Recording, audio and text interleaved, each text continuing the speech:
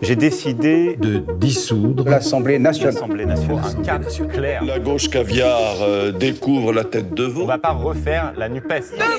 Une ministre, ça agit, ça ouvre sa gueule. Nous sommes Je vous obsède Quelle indignité. avec une constance. On peut assassiner qui appelle quand des même hommes, des l'admiration. femmes, on ne tue jamais leurs idées. C'est de la poudre de perlimpinpin.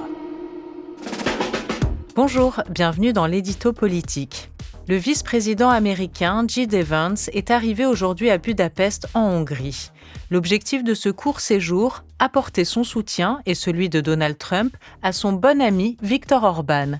Et ce, juste avant les élections législatives de dimanche qui s'annoncent très serrées pour le Premier ministre hongrois. Jean-Marie Colombani, ses soutiens américains à des hommes et femmes politiques en Europe, pour ne pas dire ses ingérences, sont désormais une habitude du second mandat de Donald Trump.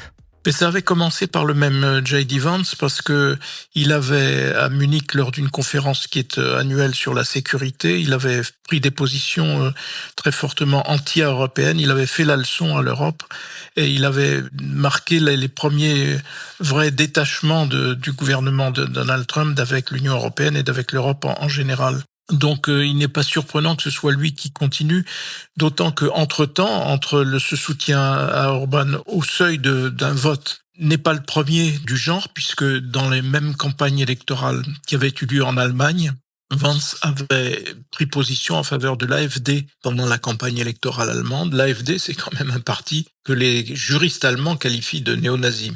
Excusez du peu.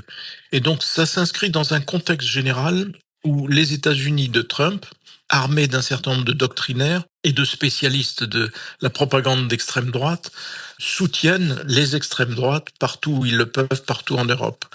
Ils ont soutenu comme cela Giorgia Meloni, non pas qu'elle soit elle-même en première ligne dans ce domaine, mais c'est son allié Matteo Salvini qui donne des gages à cette fraction-là du paysage politique américain.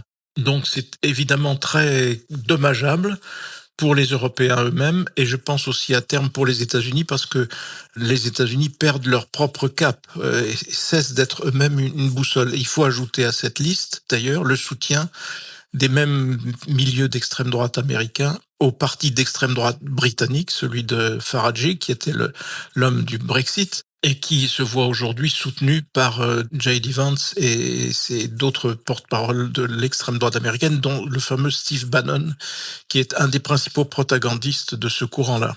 Et alors, pour revenir à Viktor Orban, en plus, il a bien besoin de ce soutien parce que ça fait quand même 16 ans qu'il est au pouvoir. Et là, il est dans une campagne pour les législatives qui est assez ardue. Il fait quand même face à un fort mécontentement, notamment économique, de la part des Hongrois. Donc, sa réélection n'est pas du tout gagnée d'avance. Non, mais elle n'est pas impossible non plus pour des raisons que je vais vous indiquer. C'est que tout au long de ces 16 années de pouvoir, l'obsession de Viktor Orban a été de pérenniser ce pouvoir et de faire en sorte que il soit le moins possible remis en cause. Une raison à cela, c'est qu'il s'est aussi, pendant cette période, considérablement enrichi. Il est devenu en fait lui-même un oligarque et il a aussi permis à quelques-uns de ses amis de devenir des oligarques dans un modèle parfait qui est à leurs yeux, qui est le modèle russe en fait et qui explique aussi le lien entre Viktor Orban et Vladimir Poutine.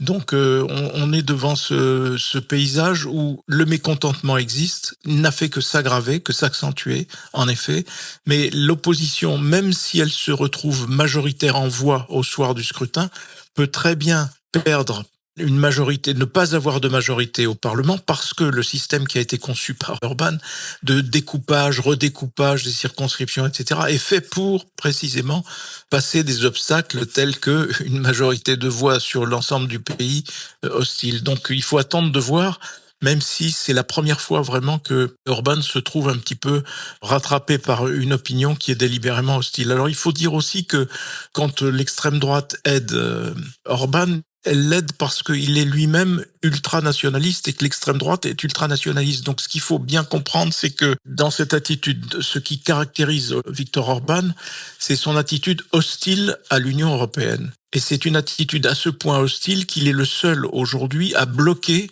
l'aide que les Européens, les autres, donc les 26 autres, voudraient accorder à l'Ukraine, c'est-à-dire 90 milliards d'euros. Et cette somme est toujours bloquée parce qu'il faut l'unanimité pour la débloquer et Orban donc fait obstacle à cela. En cela, évidemment, il fait totalement le jeu de Vladimir Poutine, mais il fait aussi le jeu de ceux qui, aux États-Unis, considèrent, au fond, ne sont pas loin de considérer l'Union européenne et l'Europe comme un obstacle majeur à la marche des États-Unis. Donc c'est une situation qui est extrêmement préoccupante parce que, encore une fois, une défaite dans les urnes de Viktor Orban ne garantit pas automatiquement qu'il perde le pouvoir et qu'il soit remplacé par des opposants qui sont aujourd'hui ouvertement pro-européens et voudraient réintégrer la Hongrie, j'allais dire, dans le jeu normal des institutions européennes. C'est tout cela l'enjeu du scrutin. Un dernier point, il faut quand même préciser que Marine Le Pen fait partie du même groupe au Parlement européen que celui de Viktor Orban. Oui, alors ce qui est très troublant, c'est que, en effet, Marine Le Pen fait partie de ce groupe, mais que ce groupe est ouvertement hostile à un certain nombre d'initiatives européennes. Et au fond, soutenir un tel groupe, c'est au fond dire que l'on est soi-même non seulement sur une frange ultranationaliste, mais très hostile à l'Union européenne.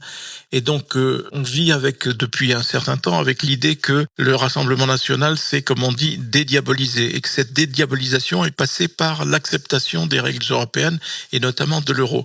Or, le fait d'être à ce point en connivence avec quelqu'un comme Viktor Orban, c'est évidemment montrer que l'on est au fond des choses, on reste anti-européen. Et que donc Marine Le Pen porte encore et toujours un message anti-européen, en témoigne donc le soutien qu'elle a apporté à Viktor Orban. Et Viktor Orban, il faut pas l'oublier, c'est à la fois le soutien des milieux d'extrême droite américains, et donc en la personne du vice-président américain, mais c'est aussi le soutien de Vladimir Poutine. Et donc c'est aussi le jeu de Poutine qui, faut-il le rappeler, a tout de même montré une grande dose d'agressivité vis-à-vis de l'Europe elle-même, ne serait-ce qu'à travers la guerre que la Russie continue de conduire contre l'Ukraine. Donc tout cela, ce sont des enjeux, j'allais dire, à tiroir, mais qui sont tous plus importants les uns que les autres. Il faudra donc regarder de très près ce qui se passe au moment du vote en Hongrie.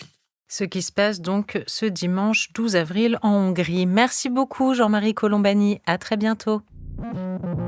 L'édito politique est un podcast de Slate.fr. Présentation, Hélène Decomer. Prise de son, montage et réalisation, Aurélie Rodriguez.